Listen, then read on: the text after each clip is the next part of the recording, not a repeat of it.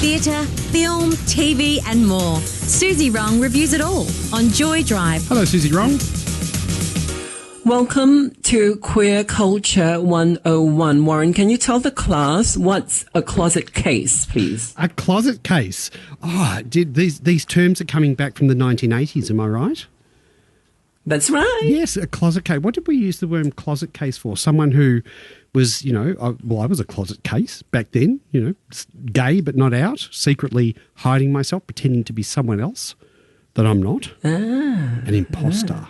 And at almost at the same time when we were introduced to words like closet case, we were also introduced to terms like outing, right? Outing. Yes. Yeah.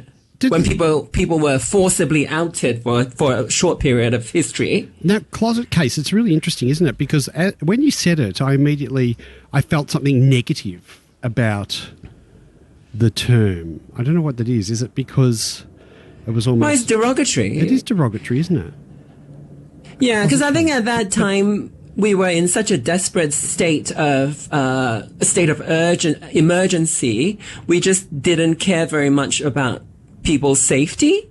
So we kind of insisted that if you were queer, if you were gay, especially if you were gay and actually having sex with, people of the same sex, that you had no right to privacy. I think that was how we thought of things at that time. Closet case. I haven't heard it for so long. But what was interesting is it was used by people who were gay within the community, as well as people outside of the community as well. So we were being derogatory to ourselves. Yeah, it took a while, and then we kind of went, actually, we shouldn't be forcing people out if they can't come out, if they're not ready to come out. Do you think it was... Yeah, when did you come out, in the Suzy? 90s. When did you come out? I came out when I was, I was going to be 18, 19. See, remember I sometimes tell you about my stories about going to national service? Yes. And so before... Suzy with a... with a rifle and a bayonet attached to the rifle. It was very scary. So before it actually happened, you were sent through to medical tests and such. And part of it is psychological tests. And one of the things was they would ask you if you were gay. And, everyone would say no because it was a dangerous time. And I just decided to say yes. And then I outed myself, and then the person stared at me in disbelief, and then before you knew it, my parents were involved, and I came out as gay at that time. Yeah. No one, including myself, knew that I was trans, to be fair, but I was certainly outed as gay. So this is going into the military in Singapore, and I mean, I can imagine at school, primary school or something, something happens, your parents get involved, but we're talking about the military. You got your parents were involved in you getting into the military. Is that right? Yeah.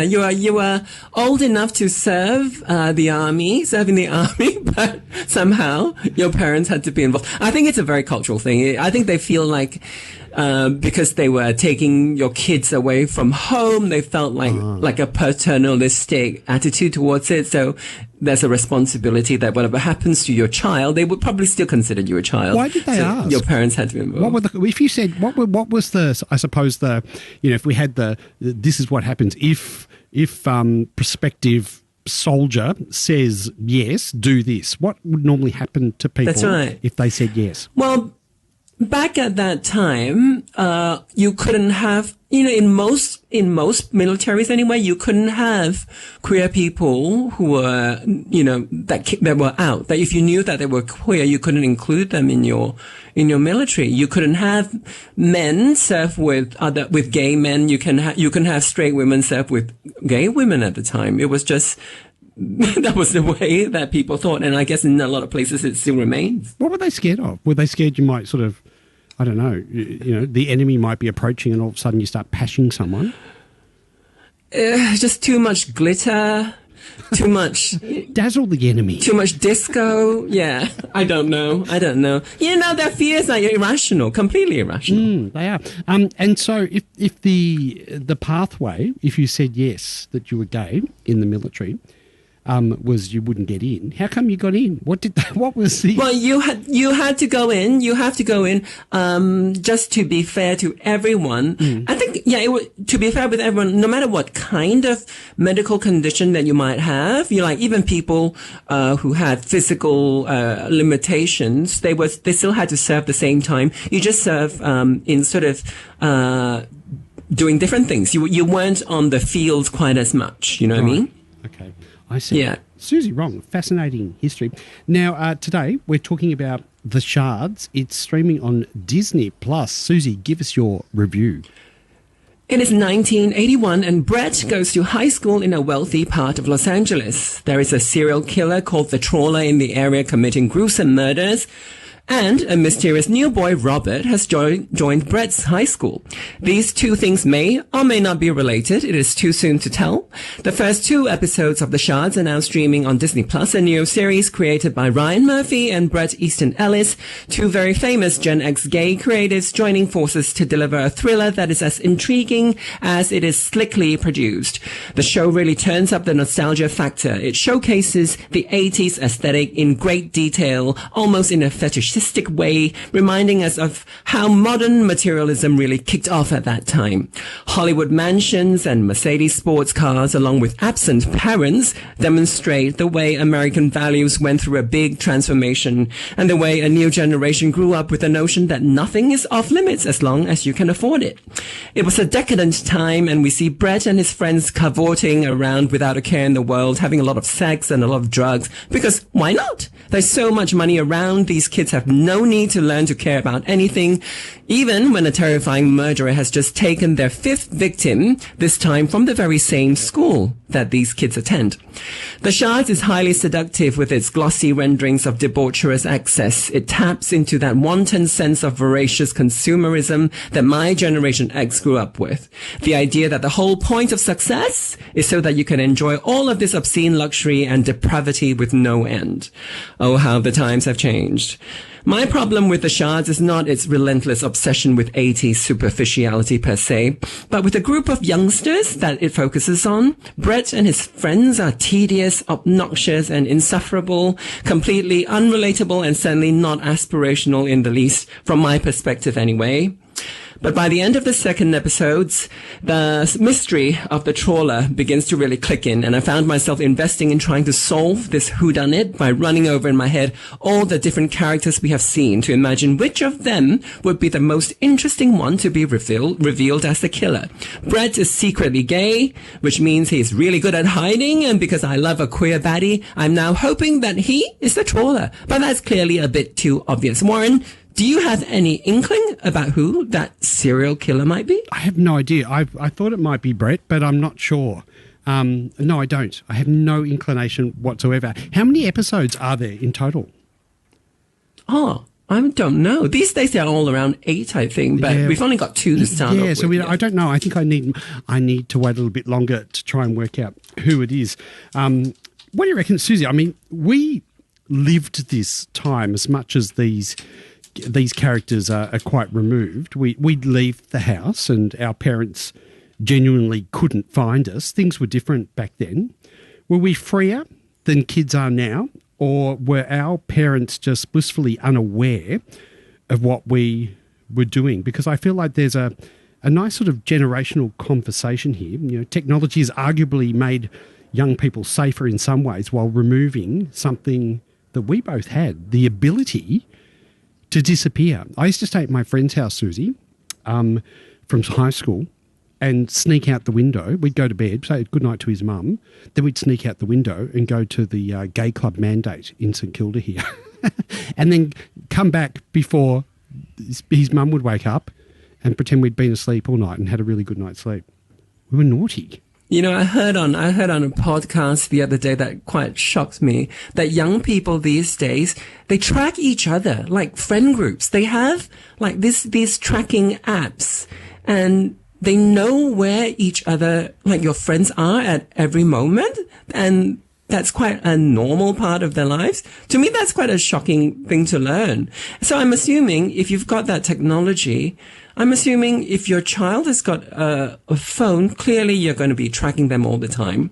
in today's sort of climate of fear of everything. That's interesting, isn't it? Because we talk about how secretive teenagers were back then, how we were, but teenagers today barely have the opportunity to be truly private. And I wonder, for queer teenagers, what impact that has. Does technology provide community and information that we didn't have, or does it expose you? Earlier, you talked about that phrase before, closet case. I wonder what technology does here. I'm very curious about what it's like to come out if you're a teenager now, because the climate is so different. I hope I hope I'm not imagining it. The closet was a big thing because it was so dangerous to come out back in the day. I'm assuming that is probably not that big a leap these days, but I mean, who knows? Maybe because I'm living in Sydney and the climate is probably different for a lot of places. I don't know. And just the information that's online, people talk about sexuality in a way that we never had. We never had the opportunity to understand human sexuality in the way that people do these days. So I'm thinking that with all this information flowing around, surely, coming out is not quite the ordeal that it used to be. Suzy, question for you, and you mentioned this in your review. The teenagers in the SHARDS, they've got extraordinary material privilege, something that you and I didn't have. There's beautiful homes, there's cars, there's elite schools, there's money, Los Angeles. And yet with all of that, you can give the teenager every material advantage and still not give them the thing that they desperately need, and that is feeling comfortable in themselves. Now, my question to you is, they weren't protected from insecurity, from sexuality, from jealousy, loneliness, fear, all those sorts of things. Because they were privileged, did you still feel that empathy towards them? I didn't feel any empathy towards them, and I think that's the biggest problem with the show for me. I don't know if there are people out there who are gonna regard these kids the same way. And and really interesting, I actually had a short period of my life, my high school period, when my father was incredibly wealthy. It came out of nowhere and then it disappeared very quickly. So we did have a window there where I was living this sort of life, And what I can tell you is, even though I experienced a period of, great wealth and glamour, well, what happens is that in the climate of that time was they thought money could replace everything. They really, I feel like they genuinely believed that. They felt like they didn't have money and somehow money maybe fulfilled them, and they thought that would apply for their kids as well. And so my father especially was very absent, and but he just kind of gave me as much money as I wanted, and virtually no limits. It was crazy. Oh, wow. It was crazy times. And I acted like it was a substitute for love because I didn't want the money to go away. Do you know what I mean? So I kind of understood why he acted that way. And maybe because of how he was brought up in kind of quite traditional Asian households where you never felt love anyway. Parents didn't know to express kind of emotions and didn't know how to express affection. So maybe in a way, I think he thought that was a great thing he was doing. And, I think he didn't know better and I didn't know better, really. So it was his love language, was the ability to give you money to spend? Yeah. And I thought it was great because I could see that, because we grew up without money for a long time. And then there was this, suddenly in the 90s, Singapore became really wealthy and then my father was part of it for a short time. And I could feel like, oh my God, this is so enjoyable. This is so literally lovely.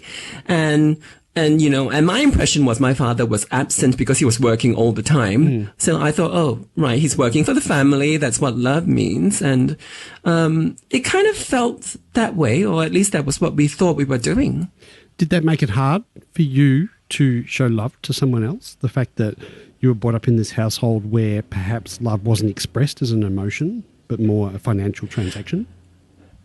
I think it's a cross that I bear. Like it's become a love language for me, and it's something that I catch myself like really measuring like how much a person values you with gifts and stuff like that. And even though I know it's not super healthy, but I do look at those things. It's just something that's become a part of me. I don't know if I can wash that away. The more labubus you get. Yeah, the person that gives me the best labubu I love the most. It's very simple. I better go shopping for some. It's interesting that because one of the stranger parts of growing up that I find is discovering that, the adults, that they weren't nearly as certain as we thought they were. Like, it's almost like when you're 12, 16 or 17, whatever, adults kind of seem to, they portray this thing that they understand how life works, and then you become one and you realise, well, actually, no, they don't. They're just doing their best, but they haven't. There are a couple of adult characters in this series that I found to be really, really interesting. Well, they're played by really good actors, Wes Bentley and Evan Rachel Wood, and they're this really strange couple of one of the teenagers. Unfortunately, they don't have a lot of scenes. The adults are only dip in and out a bit, but they were really great. They were very effed up. They were very effed up, and that was interesting to see. And how how a kid's gonna learn anything if their parents are just completely aimless and clueless. And I'll just end on this note, Suzy, because you and I were both kids at school in 1981. You in Singapore, me here in Melbourne. And just watching this, it took me right back to 1981 and sort of like a snapshot in time. And I couldn't help but think, Suzy, for a generation, particularly of gay men, becoming sexually aware, we had no idea what was coming, and that we would become frightened of sex. And it almost happened at the same time. And I couldn't help but reflect on that period of time when I was watching the SHARDS on Disney+. It just took me back to these kids have no idea what's about to hit in probably, it's almost like the serial killer is like HIV and AIDS, and when everyone's trying to have a good time and something comes along and destroys everything. I was a bit young then. In 1981, I was 8 years old, so I wasn't kind of thinking of things this way. But looking back, I certainly, something that means a lot to me is that timeline of Stonewall in the early 70s, and how the sacrifices at that time led to very big changes, very significant changes. And then I think Harvey Milk appeared slightly after that, and how the world was really, really changing. And then just when things were poised to be really great for, a new chapter in the sexual revolution and really great for queer people, HIV AIDS turned up and just wrecked everything for decades and decades. We don't know how much of that is going to be in the SHARDS, but I guess we'll wait and see. I know we were watching 1981. I was watching it last night, knowing what HIV and AIDS will do to the community. But when we were there in 81, we didn't know either. Suzy Rong, love chatting with you. What are we watching next week? Leviticus is an Australian horror film that you can see at the cinemas or on demand via your favorite digital platforms. It tells the story of two star-crossed teenagers who must escape a violent entity that takes the form of the person they desire most, i.e. each other. That's Leviticus for when I see you next Tuesday. Bye-bye.